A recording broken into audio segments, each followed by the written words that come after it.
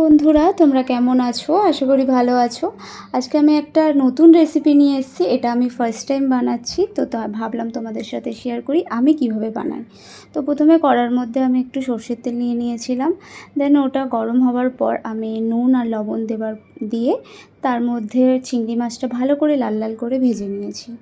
ওই একই তেলে আমি আলুও ভেজে নিলাম লাল লাল করে। বেশ আলুটা হাফ সিদ্ধ করেছি, খুব একটা সিদ্ধ করিনি, কিন্তু মশলা কষানোর সময় হাফ সিদ্ধ হয়ে যাবে।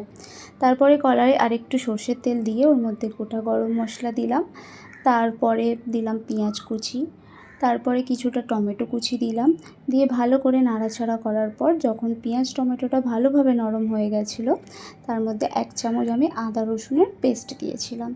সেটা আদা রসুনের পেস্টের কাঁচা গন্ধটা যতক্ষণ না গেছে ততক্ষণ আমি কষিয়েছি।